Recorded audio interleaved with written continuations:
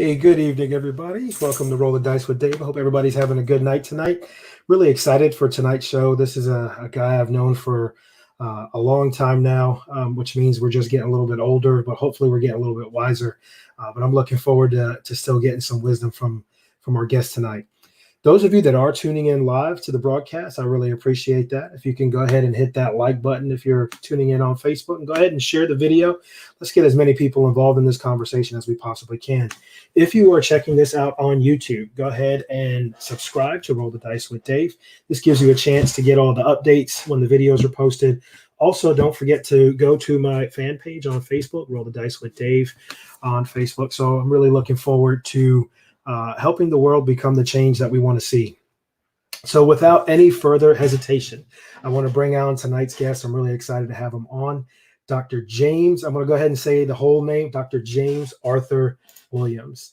Hey, how's it going, James? How you doing tonight? Going great, man. I cannot complain. I'm looking forward to this. I'm excited. We're going to have some fun. We definitely are. And but before we kind of get jumping into everything, I've been trying to remember. Our paths have crossed so many different times. I'm trying to remember exactly where we met. Now, I remember we met, I believe you were leading a discussion on tenure and promotion. Okay. Is where I think we actually really started to get to know each other. But I can't remember what city the conference was in and what hotel. Do you remember that? I don't, but I remember meeting you.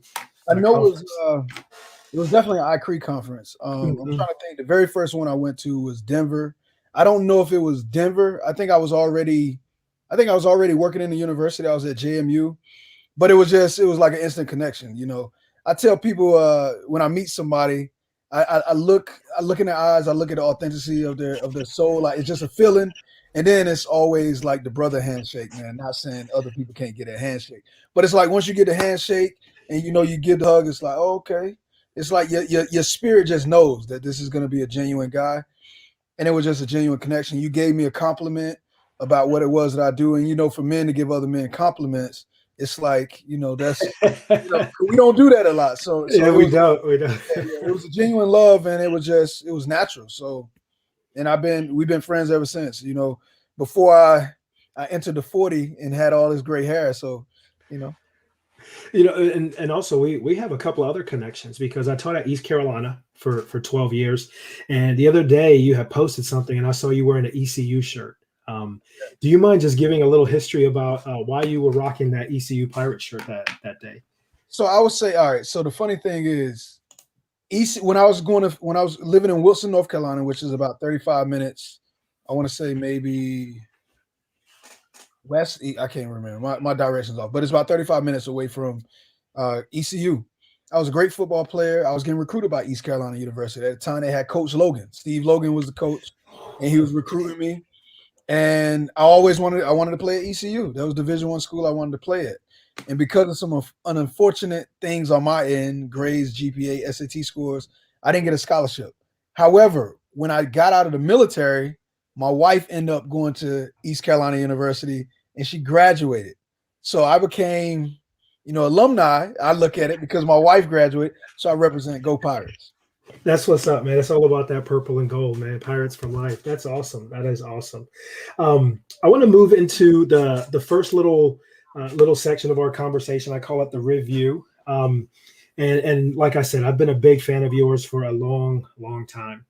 And there's two things I want to talk about. First, I want to talk about one book that I came across, and I hope you don't mind. I'm going to go ahead and share my screen real quick because when I saw this, I was like, man, this dude looks like no other professor I've ever seen in my life, right? So I'm going to go ahead and share this. This is the cover of your book, How to Get Abs Like a Bodybuilder But Eat Like a Fat Boy, right? So when I saw this, I was just like, yo, I've never seen a professor look like that, right?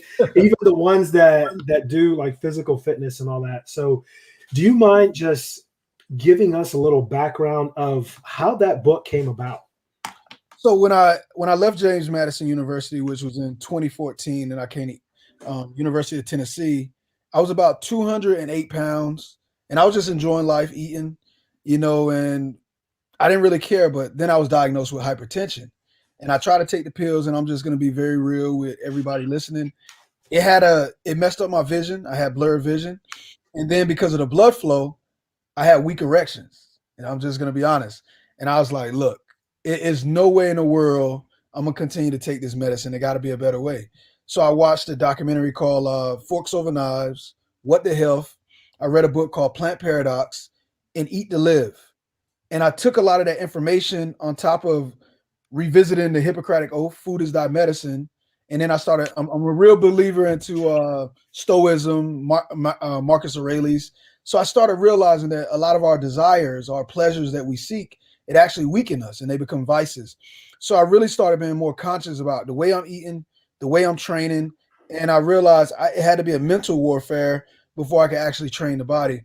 So I learned to accept the fact that I got a little fluffy. I was like, look, I love this. I love who I am, but I got to make a change. I got to make a better change. So when I started looking at food, I started breaking it down to its essential contents. So instead of just looking at the brownies, I said, James, would you just eat a raw egg? Would you eat just, the powder or the mix of the brownies? And would you eat the oil that goes into it? If you won't eat this, why are you getting so excited about brownies? So I had to recreate the narrative of the way I saw food. And then it seemed like I had a little bit more control over it. And I literally, once I changed my diet, I went from 208 to 165 in 7 months, and I got down to my lowest at 155 and about right around 8% body fat. Wow, man. So that's almost like back to probably your football playing weight, or were you a little bit heavier and bigger when you played football? I was heavier when I played football. So when I left high school, I wrestled at 171, and I went to the States in that. And when I got to college, I was right around 195. So this was the lowest I've been since maybe freshman year of high school. Oh, wow. It just was a man. It was more of a man body instead of a teenage body. But it was the lowest I've been in years. Wow, man, I tell you, that's an interesting story. So now I want to jump into the next little piece, because this is where I feel a lot of people started noticing who you were, what you were about. There's also, if I'm not mistaken, another book out there from Thug to Scholar, and we'll talk a little bit about that when we get to that last piece of today. But I started seeing this around a lot. Check your life, be limitless, and I really started paying attention to you because you were able to do things that, I'll be honest, I'm still working on. That positivity, that keeping the right mindset. How did you come into writing this book? Honestly, this is my philosophy, and I grew up very, very religious. When I used to get in trouble, my parents would force me to read scripture, and it didn't make sense to me. And now that I'm older, it makes a little bit more sense. And I keep remembering, blessed are the pure in heart, for they shall see God. I remember the story of Adam and Eve was what really drove me. And I keep looking at how we have this fight between race, which is a social construct, but also when we look at ethnicity, gender, things of that nature. And it just made me question, why are we so caught up on it? Like, what is the true nature of why do I care if this person is a female or male, outside of the fact that we can reproduce or create life? And I thought about the story of Adam and Eve. And basically God, whether you believe in God or not, just think about the beauty of the story. They was already in this heavenly state. They can do whatever they want. They was enjoying life. They was walking around free, naked, not even knowing that they're naked based on what society say or societal norms of they're wrong. And they're going through and they could eat from any tree in the garden except for the tree of knowledge. But then it doesn't just stop there. Knowledge of good and evil. So knowledge can be a beautiful thing, but it can be a very evil thing when we look at it with labels and limitations. So when they ate from the tree, they realized they was naked and they ran and hid. And God said, where are you? And it was like, we're hiding. Why are you hiding? We're naked. So all of a sudden their eyes are open. You think about babies. It doesn't matter what race they are. It doesn't matter what gender. When they're little and they're just in their infant stage, they will play, suck on toys together, share it, and just laugh and love and hug each other until the serpent come in and say, let me tell you who you are. And that serpent is an adult. And normally the adult teach the kid their fears and their projections of those fears. Let me tell you you're black. Because I got to tell you you're black because you live in a white man society. And if you don't know the rules, this is what can happen. But what I tell people is when you already look at life for what it is, you're going to die. If you live, accept it. Once you accept the fact that you could die today, you're free. There's no limitations on you. But a lot of times we try to hold on to something that we can't hold on to anyway. Everything is temporal. So it made me adopt this philosophy of the 86,400 second rule. That's all we get in every single day. And normally people say, be better tomorrow. No, tomorrow is something in the future that doesn't exist. Be better in this second. So it made me come up with a philosophy for, I wake up every day and I say, it's the words that you say that you prime yourself with a positive mindset. Today is a glorious day.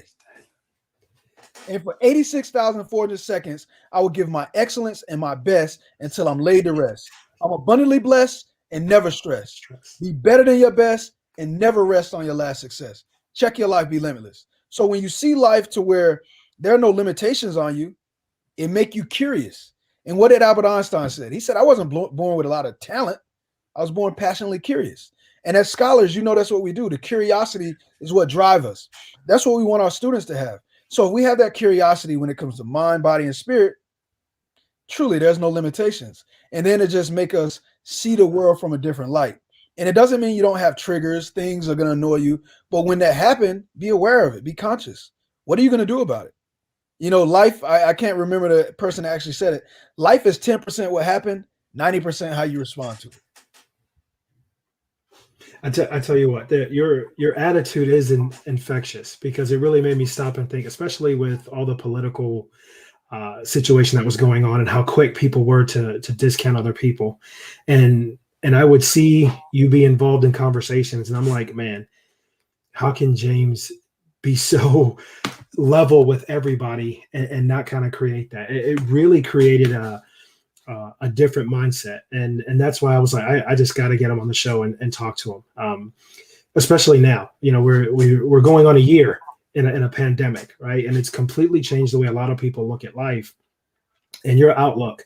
I love when I click on your post on Facebook and you go through your saying, because you know you're just going to get those jewels of information. And even though it's a lot of times just short little periods of time, your attitude is so infectious, man. Thank you so much for all of that. Thank you. No problem. So I have a couple of random questions for you, revolving food. And I know you talk about you're eating clean and you do all that stuff.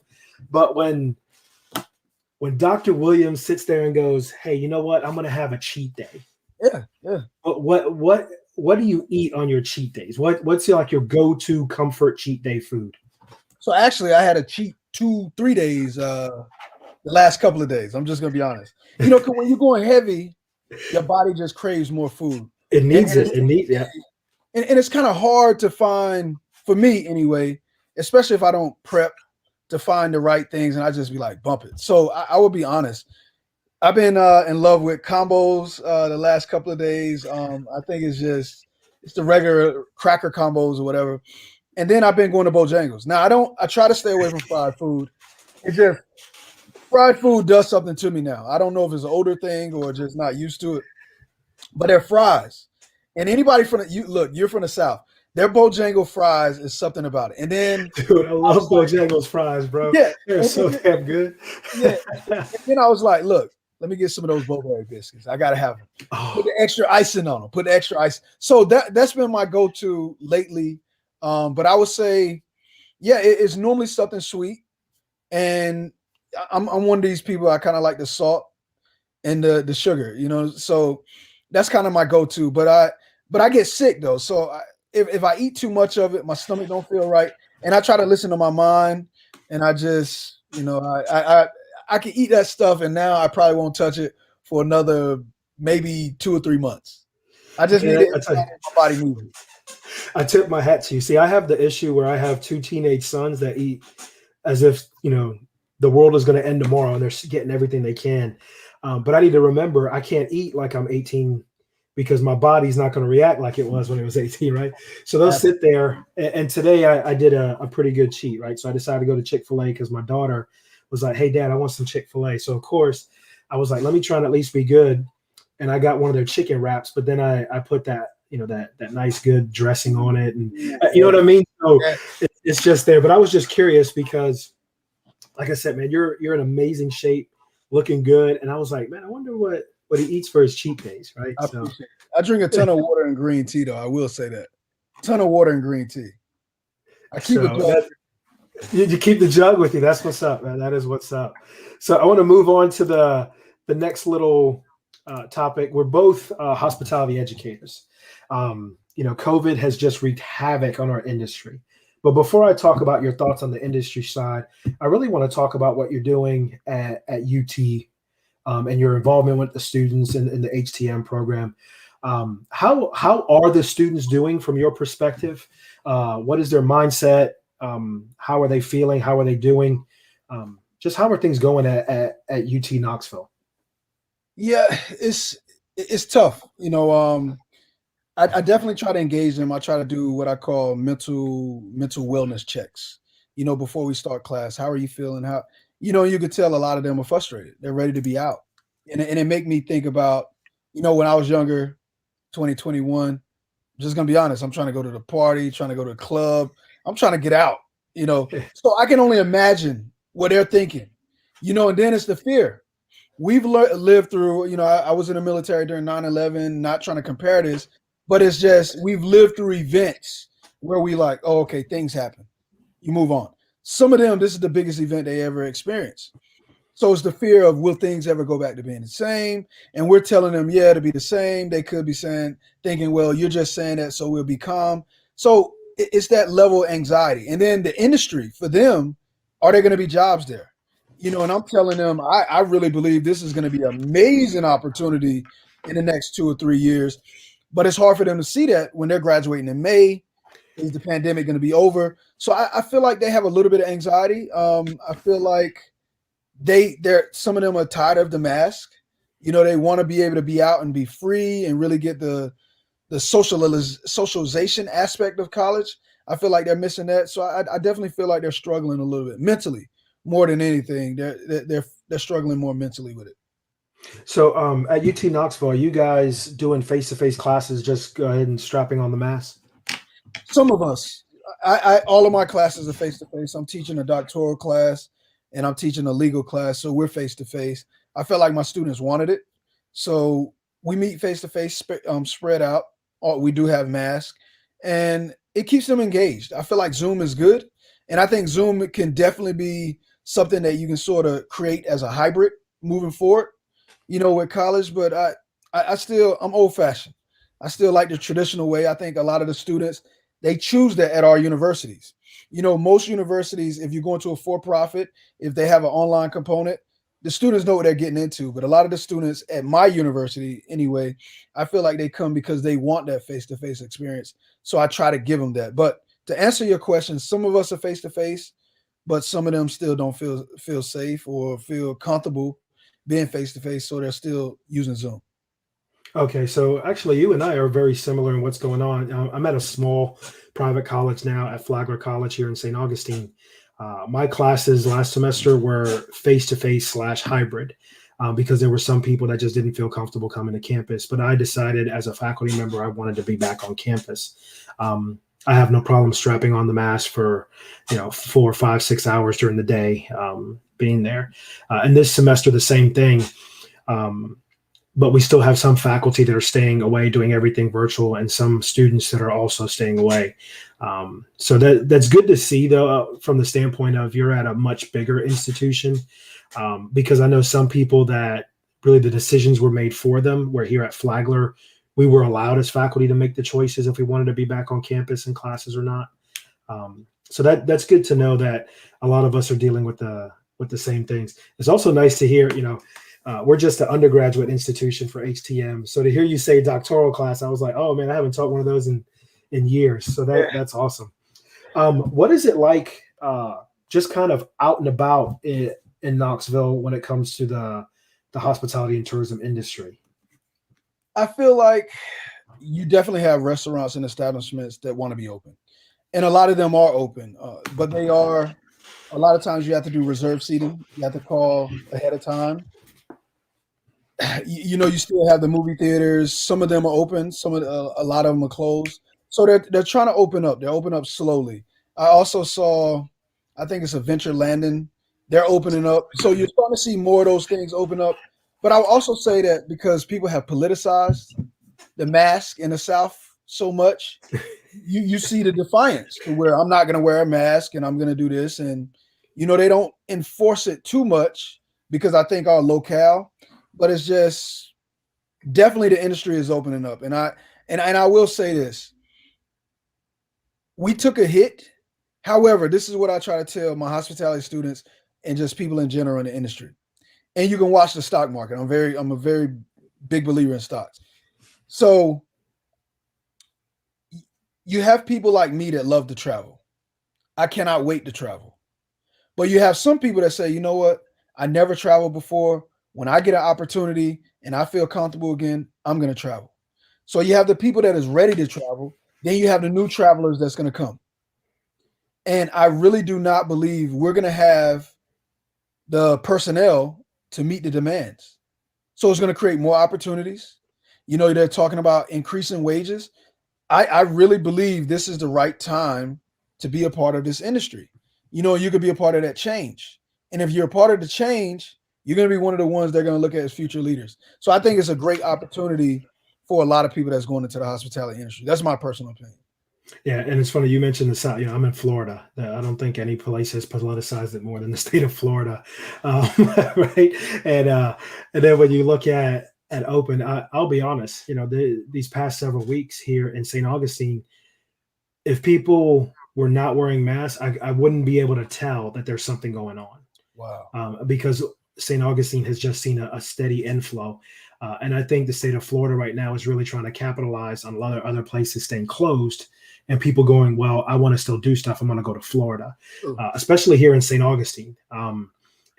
It's crazy driving through the streets sometimes, seeing the number of people that are just here.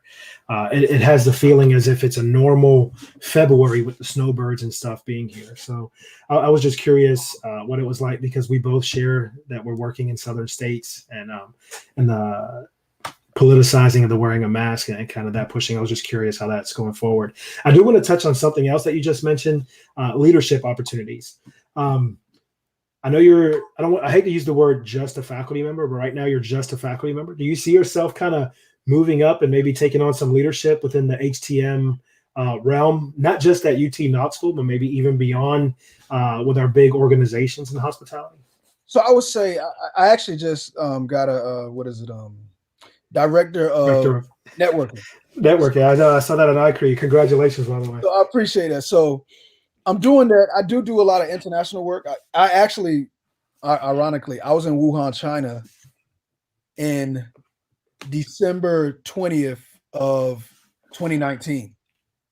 Oh, wow. Yeah. So as it's getting ready to start popping off, man.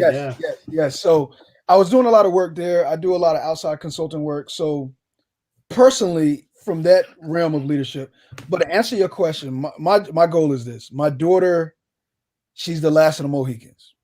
She's 13. She'll be graduating in 2046. So going into 2045, I will see how I feel if it's leadership opportunities here. I'll look for them. Talk with my family, see what we want to do, but I'm going to start looking for leadership opportunities about 2045 and give myself, maybe 10 years to really go hard in that and I'm retiring. And that's it. That's it, right?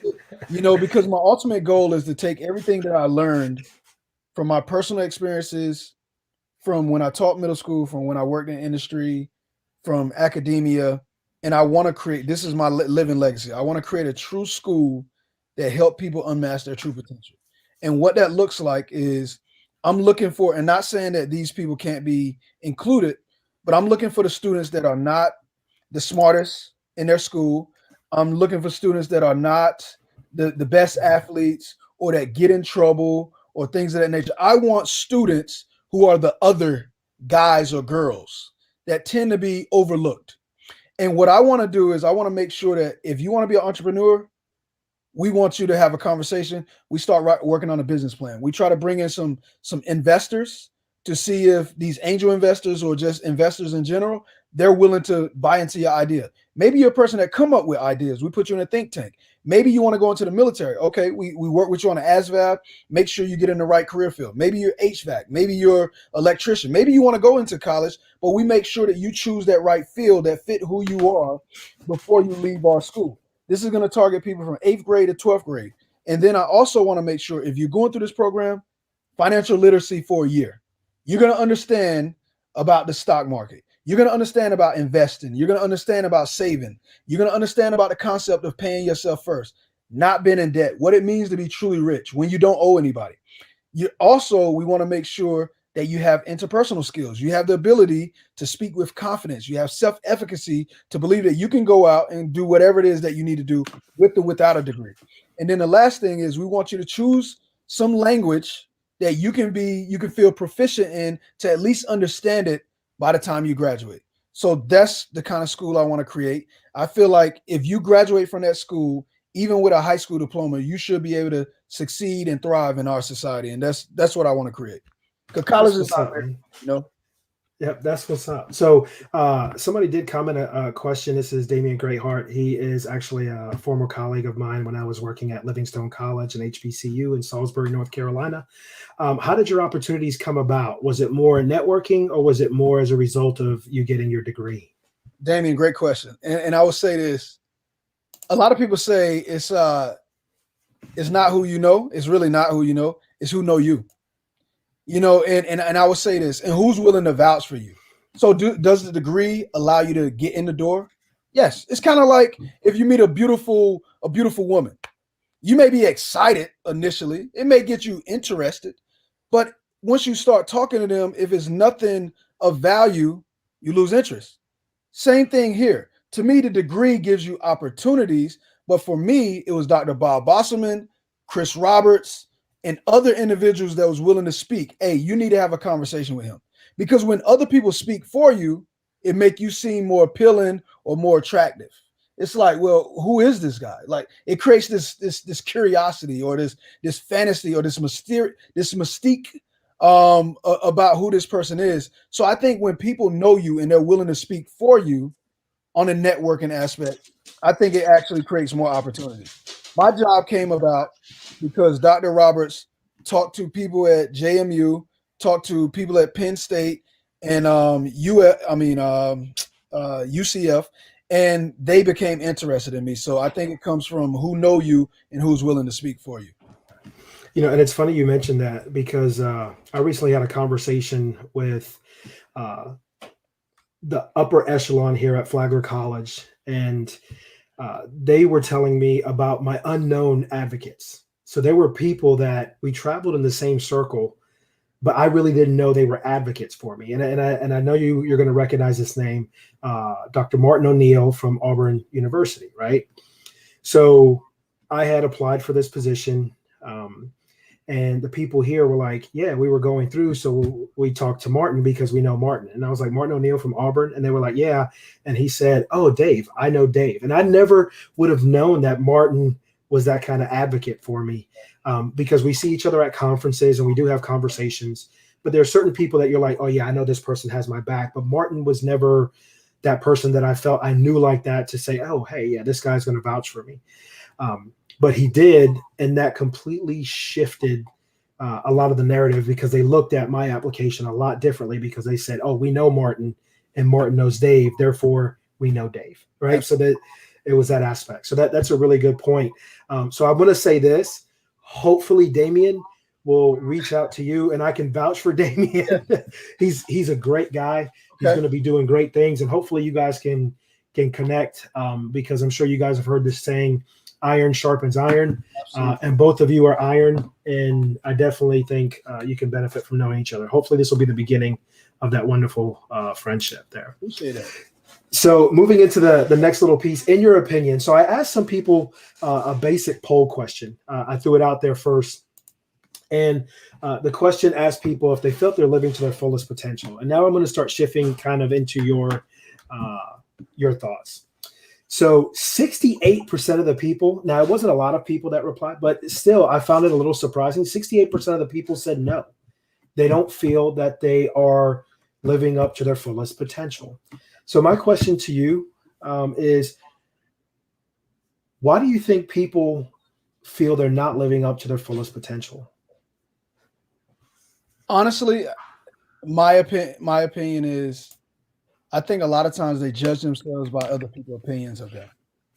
And I remember this book I read. It was by Don Miguel Ruiz. He wrote the book, The Four Agreements, but it was another one of his books.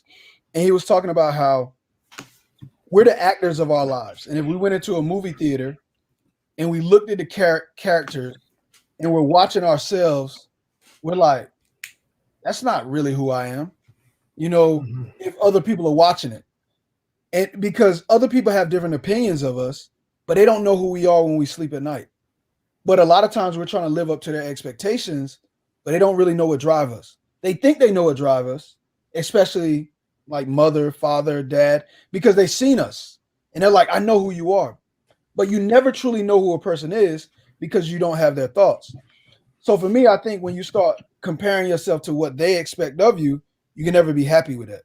To me, I would say, I would actually agree that according to other people, well, I think some people would say I exceeded expectations. Some people would say I wouldn't. But for me, I'm living to my full potential because I feel like I gave the best I could do today. Even if, I told myself, or I wrote down, I had this goal. I had this goal of writing this paper. Okay. But did I enjoy my life? Did I enjoy everything I gave to it today? Yeah. So I'm good. Because I would say this. Dr. Bob Bosselman said this to me before. I remember I was in the program and I was trying to do all of this work. And he said, calm down. What are you doing? And I said, I need to get this work done. He said, oh, young man, you got a lot to learn. And I was like, what? I said, what, Bob? And he said, and I said, Dr. Bosselman. And he said, you're going to die with unfinished work. Changed my life. You're going to die with unfinished work. There's manuscripts I have in here. Haven't wrote them down. There's little funny videos I want to put together. Haven't created them. And if I die tomorrow, they die with me. But the thing that I learned is the reason why I feel satisfied is I feel free. I feel free with my own thoughts. I believe what I believe. I don't care if certain people like me or certain people don't like me. I actually like the fact that everybody don't like me. That means I'm doing something right. And I'm not trying to cater to everybody else's desires and demand. However, my goal is not to try to upset people. I try to speak as objectively as possible. Try to see, all sides of the spectrum. Because I think everybody's point is valid, regardless of what you believe. So to me, I compare myself to myself. Now, this is going to sound a little contradictory. I can never, ever beat myself. But knowing that I'm working as hard as I can to be the best version of myself, pursuing wisdom, improving my virtues, trying to make sure I don't have any vices, I'm good. And there's still things that trigger me. There's still things I'm working on, but I'm satisfied with who I am. If I died today, trust me, people could lie, and I know people wouldn't that truly know me. I literally enjoyed my life. And I go and speak in a lot of places with wealthy people, and people say, well, I just want to be rich. And I say, I've been rich a long time ago. I'm very wealthy, because it doesn't come into resources. But what I realize is the more you feel wealthy in yourself, the more things come to you. So that's how I kind of look at it. And I think a lot of people, they can't find that happiness because they want to measure it in some worldly success. But I tell them, you didn't come to this world to work. You came to this world, to have to connect with other beings. And my job is to live an inspired life. I want to do everything I could do so people can say, well, if this guy can do it, look where he came from. Look, what in the world can I do? So that's my mindset. Okay. I like that quote. And actually my dad also said he liked that quote, that you will die with unfinished work. And it's amazing. I think of my life, and, I was fortunate enough that I had such a great role model in success when I looked at my father. Right. So I looked at my dad and what he did. But then I think my brother and I have had conversations that sometimes using my dad as a measuring stick caused us to try to always like, how can we push it more? How can we push it more? And I think now that we've gotten older, we're like, you know what, we've done pretty good, right? we've done pretty good, getting out of the projects in New York City, to living in a nice house. My wife and I together, we have 4 kids. Our kids are successful, and things are good, right? So there's this good aspect, that a lot of times you just need to take a step back. Absolutely. And it's not, hey, how can I become chair? How can I become dean? And sometimes you need to take that step back. So I really like that quote, because I too have probably about 5 manuscripts just sitting up here. But it doesn't bother me as much as it did 10 years ago. Absolutely. All right. Absolutely. I can go through the day and not even think about it. Or if I think about going, I need to write this manuscript, but at the end of the day, if I didn't, I'm not sitting there going, oh, damn, and staying up at night. Yeah. I'm going, I'll get another chance tomorrow to try to be the best I can be. So absolutely, I appreciate that. I also like this. Damien made another comment, but how did you get there? I feel like there's a level that takes time to reach, from a maturity aspect. So you want to give your thoughts on that little comment? First, I want to say your dad did a great job raising you. So I know your dad is listening. And look, I know what it's like to be a parent. When you get that compliment, you have that humble smile, like, yeah, I did good raising that boy. You did good, Dad. You did good. So, Damien, I would say you're absolutely right.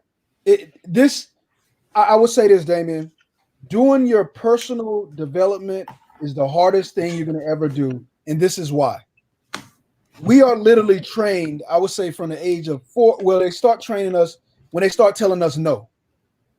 Don't do this. Walk this way. Raise your hand. Speak like this. This is the proper way to conduct yourself.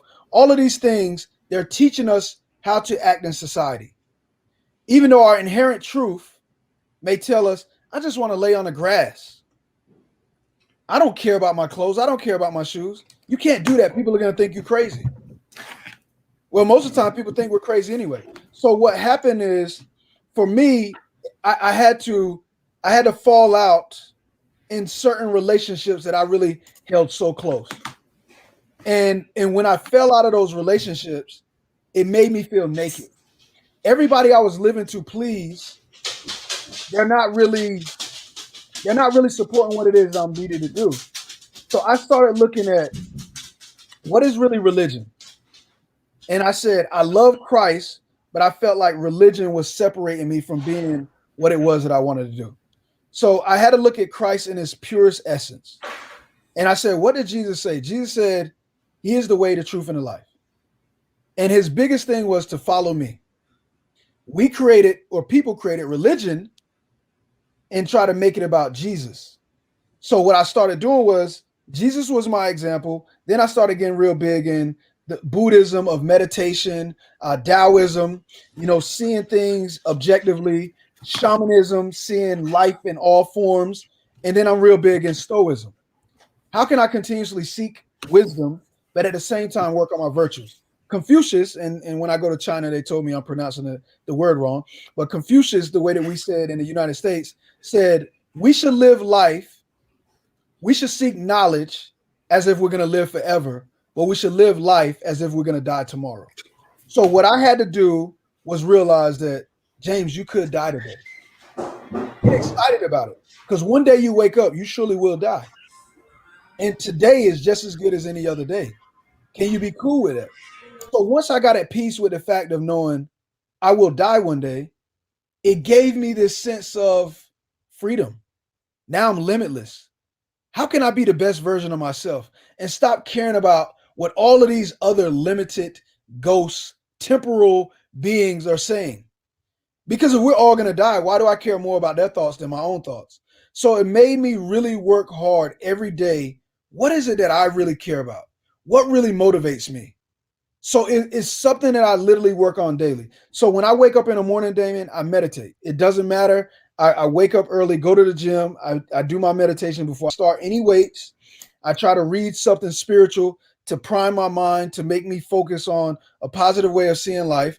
If something triggered me to want to look at it negatively, I always recreate the narrative to try to see it in a different light. So I try to do everything I can to protect my mind from seeing things the way the world want me to see it, but try to make sure I'm listening to my inherent truth so that I'm being free and I'm truly being open to all types of love from everybody. And that's what I do in a nutshell, but it's something that you're going to work on daily. And we say come with maturity, but let's be honest. We know some 50-year-olds, 60-year-olds, 70-year-olds that still act worse than people that are 15 and 20. So I think maturity is a spiritual maturity, a mental maturity. How are you developing in your mind and in your spirit? Man, that's pretty. So you meditate daily.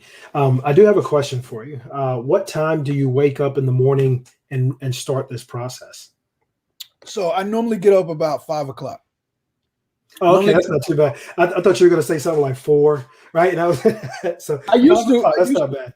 I would say I used to, but lately I've been getting up about 4:45. I drag around a little bit at 5, and then I leave to go to the gym about 5:15. Get there about 5:30. Meditate, do a little bit of warm up, dynamic stretches, and then I start hitting the weights and cardio, and I'm out.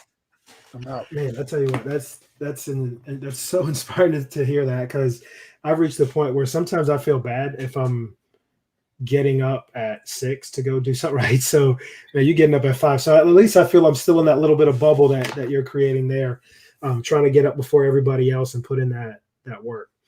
I want to start moving into talking a little bit about maybe your, I don't know if I'm going to use the right words for this, but your evolution from the beginning to kind of where you're at now. So I want to kind of start with your childhood and your growing years. Where were you born? What was your childhood like? And when I say your childhood, I'm not just talking about, 4, 5, 6 years old. I'm talking about even through middle school and in that beginning parts of high school. If you can just tell us a little bit about what your life was like there and what you can remember. How were you like? What was your makeup then? So I was born in Wilson, North Carolina.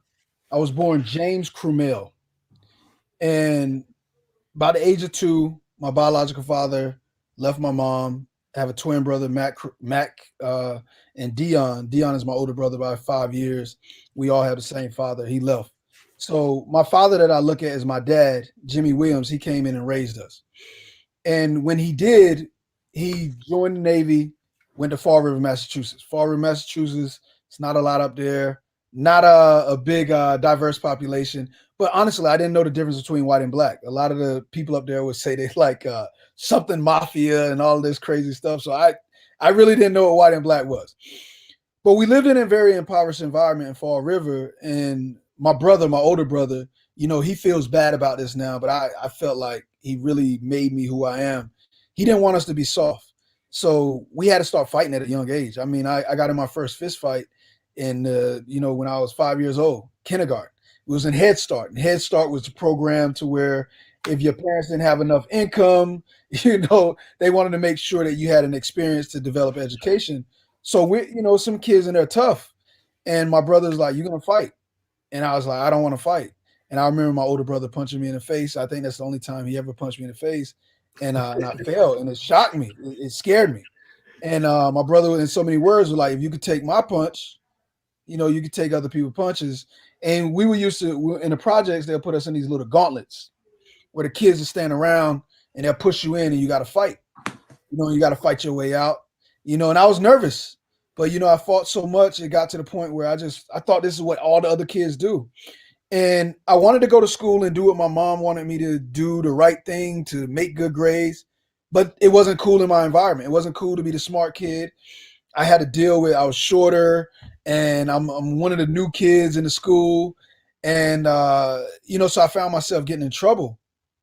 And even though I wanted to be good for my mom and dad, it just didn't work in my environment. So I found myself self-effacing a lot, denying the grades I was making, trying to act like I was smart. And they tried to put me in special education. And my mom went out and she was like, "No, this is not going to happen. My baby is not going to be in special education." So they tested me and I tested well. So they put me in some gifted classes. But I still had this mentality of, I need to wear this mask to be tough. So once that happened, when we left Fall River, Massachusetts, we moved back to Wilson. To condense the story, I started making more risks, started experimenting with sex at a young age of 12, started selling drugs around 12, 13. And I had my first kid at 16, had my second kid at 17. And, those bad behaviors led me to drop out of school. And when I dropped out, I flunked 2 classes. When I finally went back to school, they allowed me to pass, but my GPA dropped. So I couldn't get a scholarship from, it was East Carolina recruiting me, Fayetteville State, and West Virginia. So I ended up going to a little D3 school. And I went in with this cocky attitude, man, and they redshirted me. And it was the lowest I ever felt in my life. I thought football was my ticket out. So now I'm like, God, what am I going to do? And I used to beg God every day, please allow me to die. So I started running with the Bloods and almost shot somebody in January of 1999. And that's when my life changed. I was like, I can't wear this mask no more. I got to figure out who I am. And that's what made me motivated to leave. So I joined the Air Force, took off to Texas, and I said, I'm not going to be J-Rock. I'm not going to be a football player. I need to figure myself out. And when I went in, I had people that was, you need to go to college. You need to do this. And I started buying into their philosophies. And I fell in love with Socrates, Aristotle, all of these people. And I'm like, man, they was a little crazy. I want to think like these people. So it motivated me to go in that direction. And the rest was history, man. I got Airman of the Year, Airman of the Quarter. I got to fly in a jet, and take control over it. My life just took off. And I started realizing if you're willing to take risks and you're willing to be different and face, your demons of who you are, your life could change and go to another level. Wow. Oh man. So this is a great question. Again, Damien I tell you, because I'm trying to absorb all these nuggets from you too.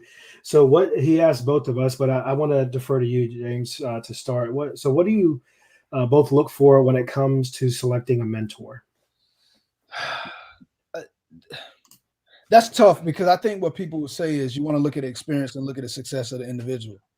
To me, that's fine. But I need to know that you really care about me and you really see who I am and you're not trying to stymie my voice, but you're trying to support who I am and lead me more in that direction so I could be more confident in becoming the scholar or the educator, the teacher, whoever I need to be. So I'm looking for somebody that can support what I'm doing, but not so much their expertise. Of course, if they're a mentor, you're going to look at them in some way of success. But I wouldn't say I'm going to choose this other person because they have more publications here, more people know them. I'm looking for somebody that fit with my personality and that could try to understand who I am. That's what I really look for in a mentor. For the best answer I have, and hopefully, Damien, this doesn't come off sounding crazy, is I try not to look. Because I feel when you look, sometimes the person that may be the best mentor for you, you find all the reasons in your mind why they aren't necessarily the best mentor for you. For me, I try to look at the most organic and natural relationships that take place with people I work with. And the ones that I feel are not trying to help me because they want something in return. That they just do things because they genuinely want to help me and see me succeed. And then I find that I'm naturally calling these individuals. Another thing I don't look for, James, I know you mentioned this, like experience and all that. I try not to focus on age, gender, or race, right? I try not to focus on any of that stuff. Yes, it is nice to see somebody who looks like me in successful places, but sometimes they may not want to mentor somebody else. They just may want to go on their own. For me, one of my biggest mentors is actually somebody who is younger than I am. So my brother, I look at my brother Damien, who's the CEO of Alpha, the Latino organization, and there are so many behaviors and so many characteristics that he exhibits that at the end of the day, I say, if I can do half of what he's doing, I'll be twice as good as what I am now. That's the type of individual that I look for. So I don't know if that answered your question fully, Damien. But I think when you are trying to find something so bad, sometimes you can squeeze too tight and the things that you need to hold on to will slip through your fingers and you'll never get what you're looking for. Agree. I want to touch a little bit on your college experience. You talked about didn't get a chance to go to any of the big D1 schools and you went to a D3. You're redshirted. And I know you said that was one of the lowest points in your life. You said you were hoping, I think you were asking for God to let you die. Is there any advice you can give somebody, or I guess if you were talking to James then, what advice would you give to help them be able to persevere through some of those tough times easier? And the reason I ask you that is because we are dealing with such a tough time now, and there's a lot of college students that are just unsure. What advice would you give yourself? Because that sounds like the beginning of the Check Your Life, Be Limitless, but we just didn't realize it at that point. So, what advice would you give? I would say do not place your value or your stock in anything temporary. Anything. That's even the name that you was given. That's your job. That's what you think you was put on this earth to do when it comes to a profession. Because I thought my name was so important. I'm this good football player. I'm this person that does these things. This is what I'm supposed to do. And when you live like that, you never see an end. But now what I see is, look, professor is just what I happen to do. It doesn't matter where I'm at. I'm always going to share with people. I'm always going to share wisdom. I'm always going to try to love people. And to me, that's the essence of the inner workings of this man. The shell is just what a person sees. So even if I say, I love my body. No, I love my body for what it does right now. But I'm going to love my body. If God willing, I get to 70 and I don't have the same muscle development, I don't have the same power, I'm going to love it then. So to me, I feel like you got to constantly focus on the fact that the moment is beautiful. Whatever is happening is meant to happen and is working in your favor. So if I would have looked at football back then and said, okay, football is not working, I'm getting redshirted. James, what would you do if football didn't exist? Try to find out what that thing is like. Try to find out if you can enjoy that as much. I heard this wise sage say this. He said, an idiot or a fool does what he doesn't want to do and what other people want him to do, and they hate their life and they complain. An intelligent person does what they love to do, and they find a little bit of happiness in their life. A genius or a wise person do what needs to be done, and they find joy in it. So when you think about it, whatever needs to be done is your job to try to find a way to enjoy it. So if I'm not playing football, I need to enjoy cheering for my teammates and realize it's not always about you being a star. Can you support other people? Can you be happy for other people's success? How does that work as you get older? As you get older and the lights tend to fade away from you, can you be happy for the next young person coming up? Can you support their dreams? Because realize nothing lasts forever. And I think when I'm looking at what happened now, it was a beautiful story to show that this doesn't happen forever. Your speed and your quickness and your strength and the fact that you identified as a football player is gone. But I still was able to play professional arena football. And the beauty of it was when I played it, I wasn't in love with it like this is my identity. I was able to really enjoy it and be in the moment. So I think that prepared me for the extra opportunity I had once I got out of the military. Cool. So I want to touch on your military experience for just a little bit. Just a couple of quick questions. One, how long were you in the military? And the second question, what was the most valuable experience you got from your time in the military? So I was in the military from 99 to 2003. So 4 years. I was a dental hygienist, so I cleaned teeth for 4 years. So I know all about the maxillary mandibular arch. It's your buccal facial. It's your gingiva, not your gums. So I did that for 4 years. Hold on one second. I just got to say this. Dude, there are so many layers to you. I had no idea that's what you did in the military. So I tell you what, you have so many layers. You're a true Renaissance man, bro. I tell you what, I love it. I didn't mean to interrupt, but I just had to get that out. So please continue. I think, all right, so it was a couple, but this one is coming to my mind, so I will share this. I was playing basketball in the gym, and I was using a lot of profanity. And his chief came to me, and he said, "You mind if I talk to you, young man?" And I was like, "Yeah, sure." I'm thinking he's about to talk about my game. And he said, "You seem like an intelligent young fella." He said, "Why do you use so much profanity?" And I said, "Excuse me?" He said, "I thought you were smarter than the way you speak." And I said, "What you mean?" He said, "You do know profanity is just fillers."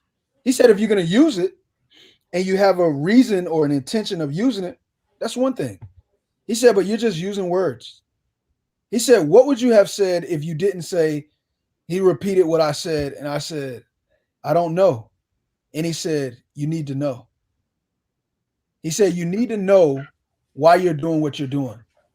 He said, this may not mean anything to you now. He said, but as you get older, I want you to know why you do what you do. And it changed me. It made me think, and it didn't change me in that moment, but as I got older and I reflect back on that, it made me really say, why am I doing what I'm doing? When I'm going into the class to teach my students, am I doing it because I want a great teaching evaluation? Am I doing it because I want them to acknowledge me as being knowledgeable?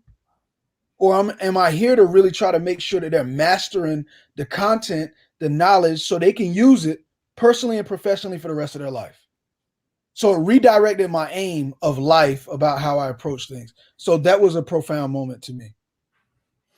Man, that's a great life lesson right there.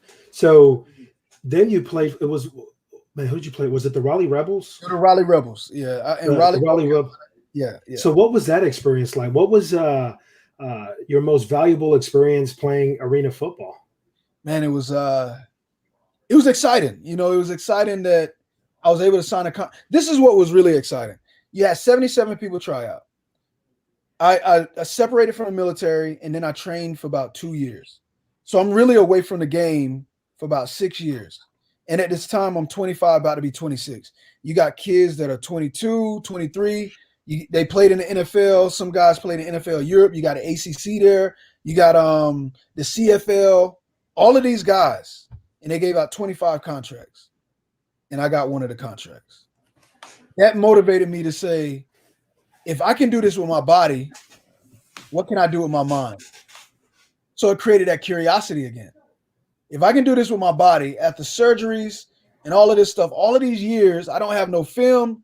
I just came out here and worked hard. And I always been a great runner, but I never was the greatest catcher, but I taught myself how to catch amazing passes. What can I do if I decide to use this instead of relying on my body? And it just shifted. It was a paradigm shift for me. So that was a great experience. But I also, and I didn't think about it at the time, but talking to my teammates, we having these talks in the back, because we had this big sleeper. We used to go, and the little guys, the running backs, the DBs, we all slept in the back. So we had a TV, and the big guys had a bed. So they'll try to look back there. We'll close the door. Hey, look, this is us. Right. But it was a couple of guys. One of my friends, Brew, he's an assistant coach now with the Cleveland Browns, and some of my other friends, the coaches. But we used to sit in the back and we would talk. And at the time, we would talk about God. And I'm looking at guys that I admired, characteristics, their virtues. And I wasn't there yet, so I admired them. And I'm saying I kind of want to be like them. So it was always in the back of my mind. So reflecting back, I think about the conversations I had and the wisdom they shared with me. And now I'm doing that. And I think about the interactions that I had with fans, signing autographs, and just the feeling that it felt to just make them feel a little hopeful. But I also, was another thing that I learned.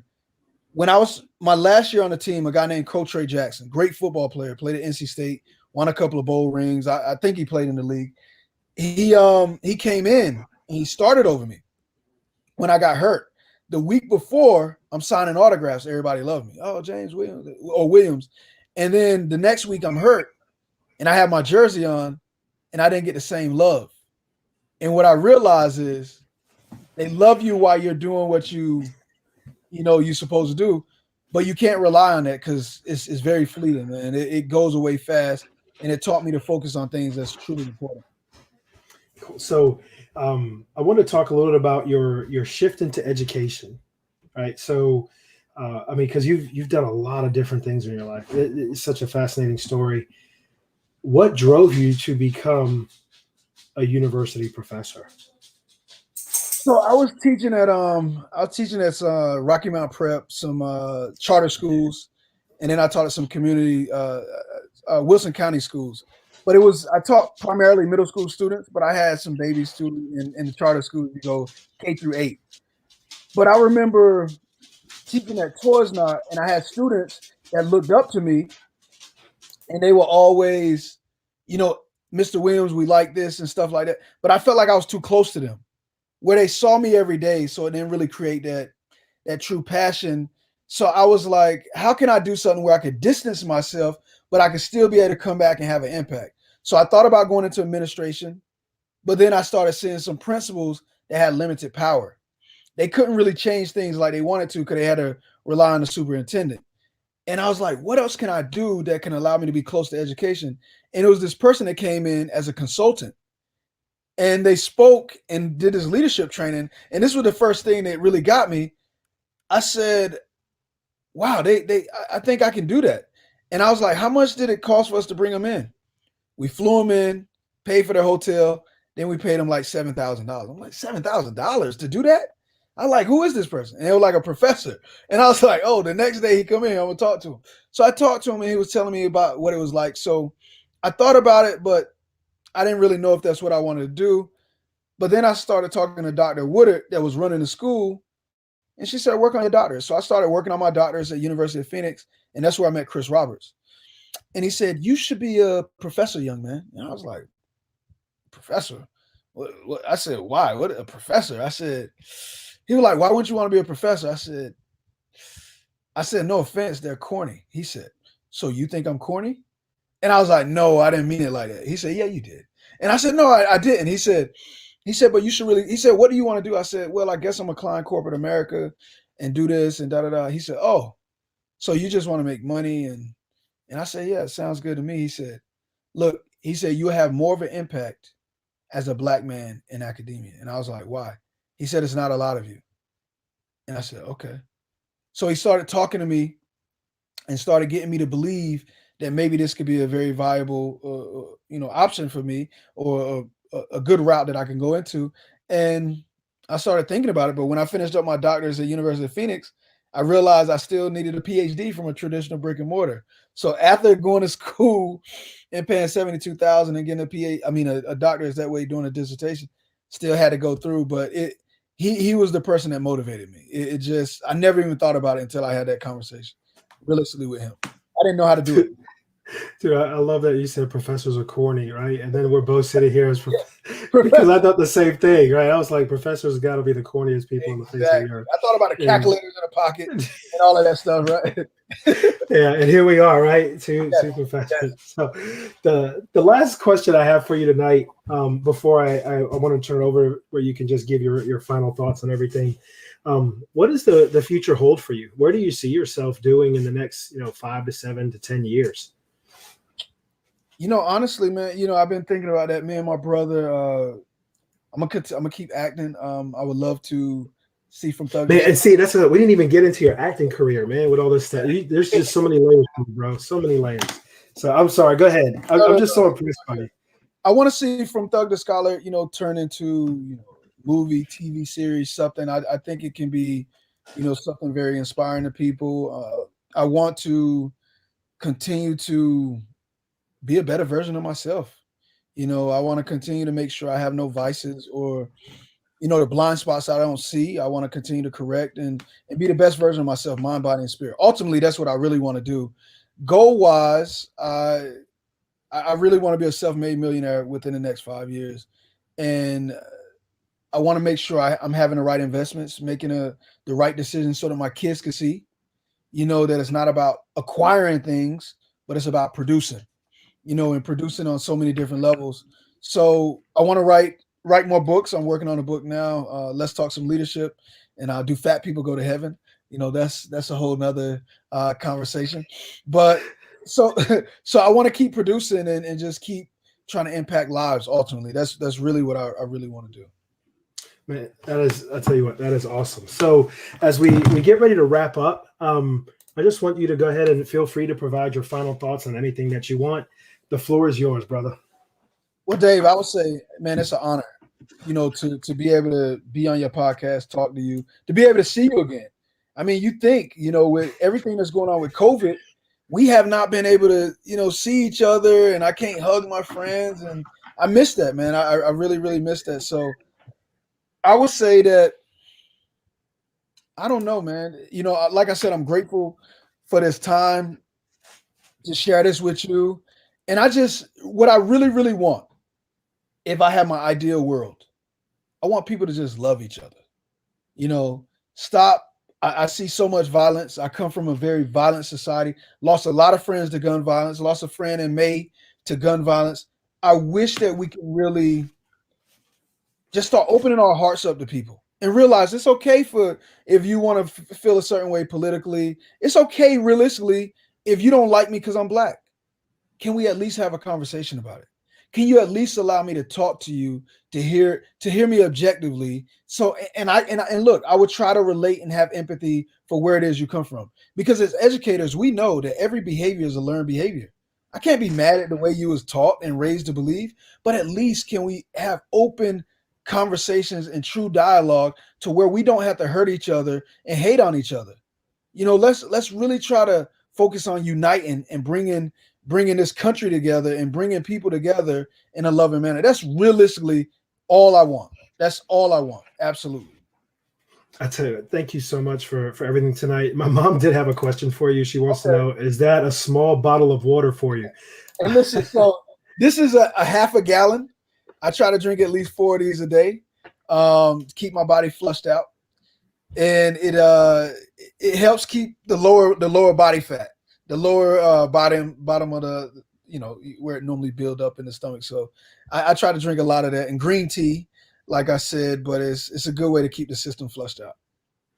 I'll tell you what, thank you so much for your time tonight. And anybody who checks this out, you got to check out any of the books. So Thug to Scholar.